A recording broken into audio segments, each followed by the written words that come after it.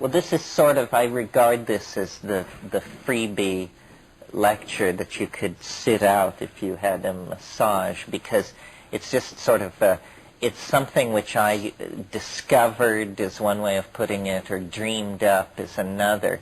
And it's, if nothing else, it demonstrates the slippery nature of ideas. And depending on the audience I'm talking to, I present it different ways. Like sometimes I present it as God's truth. And then, like in Austria at this art thing, I presented it as a work of conceptual art. Yes, safer, right? So, and it's a concept, it's an idea that small computers, such as we're looking at, came along just in time, or about 5 years after I first needed them. So I'll just sort of talk about it a little bit and feel my way into it. It's more fun to play with than to discuss the theoretics of. But if you don't, if you don't have some appreciation for the theory, then it doesn't make any sense at all.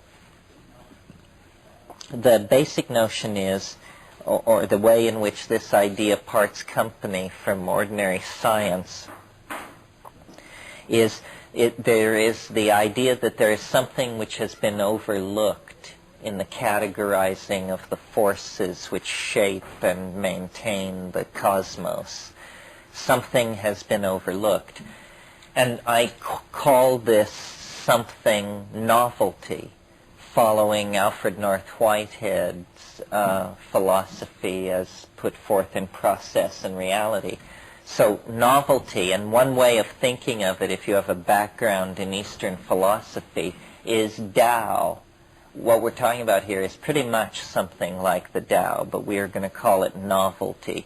And it comes and goes in the world according to mysterious and unfathomable rules.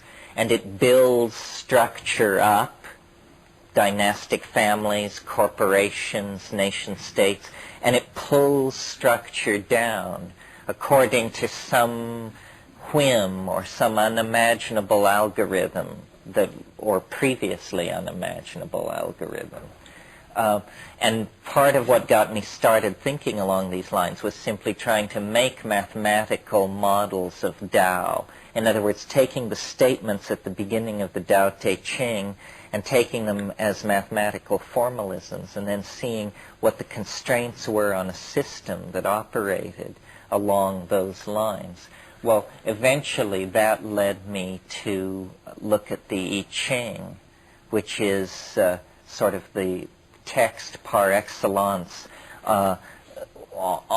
relative to this idea that time has qualities. And this idea of the ebb and flow of novelty that I was playing with, I discovered was a notion that was very old in the East. It's not a notion that's even tolerated in Western thinking, because science, in order to do its business, must have the assumption that experiments are time independent. That whether you do an experiment on a Tuesday or a Saturday, this is not a valid parameter of the experiment. However, this idea is suggesting something else. It's suggesting that time actually does have a quality, and that this quality, so far introduced as novelty, and its opposite, and I used to call its opposite entropy, but at Rupert Sheldrake's urging, I now call it habit. And so this is a kind of Manichaean cosmology in which habit and novelty are in a constant struggle with each other, one gaining dominance for a period of time, and then the other gaining dominance in an endless, dynamic relationship. The result of which, over long periods of time, is that novelty is conserved I think I used this phrase last night in the introductory talk, but without explaining the ideas which lay behind it. But the idea is that from the psychedelic point of view, or from this point of view, the universe is perceived as a kind of engine for producing and distilling and maintaining novelty, and passing novelty on to yet higher states of novelty, each level of novelty somehow allowing the emergence of properties previously forbidden at more constrained levels, so that the whole thing is a bootstrapping process to greater and greater novelty and self-reflection. Well,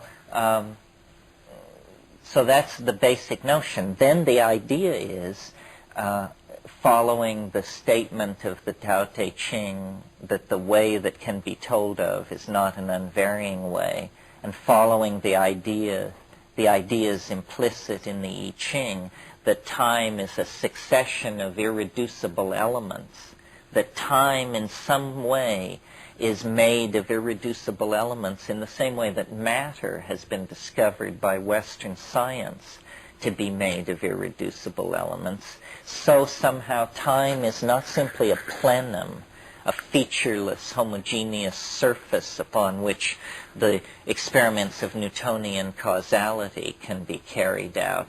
But actually, when we look at it at the level, the fine-grained level of experience, within the context of a love affair or a dynastic family's rise and fall or something like that, we see then, that it's permeated with qualities.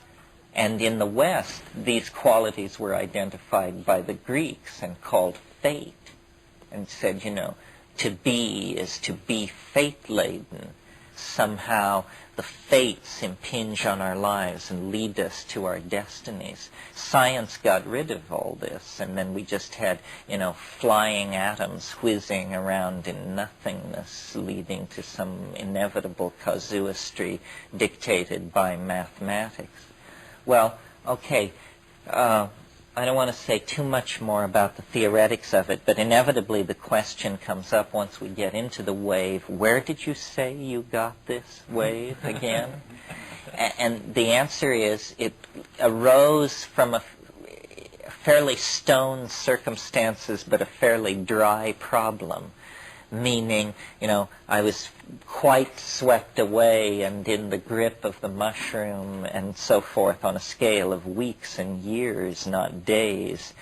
But it posed a conundrum, a koan, a peculiar and confined problem, which was, what is the nature of the order of the King-Wen sequence? Now, background.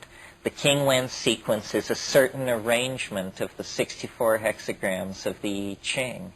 And this particular arrangement is very old, found on shoulder bones, 3,500 years old and so forth. So it was simply asking a formal question. What are the rules which produce the King-Wen sequence? It's always called a sequence. It's always revered as one of the oldest of human abstractions. But what in fact is the sequence? Well, in looking at that, and I won't try to lead you through it tonight unless in a question and answer period some maniac insists. But what it boils down to is that in the King-Wen sequence of the I Ching, there is embedded a fractal algorithm. A fractal algorithm very much like the fractal algorithms that have been discovered in just the past 7 or 8 years by modern mathematics using high-speed computers. But the interesting thing about this fractal algorithm inside the I Ching is that it actually appears to make good on the claim which the I Ching has always been so concerned to make, namely that it was a piece of prophetistic machinery for mapping future time. In other words, that it was a predictive engine for knowing the future. So what I brought out of it, or what I was led to find within it by the promptings of the mushroom genies, was a certain pattern that I was able to mathematically nail to the wall.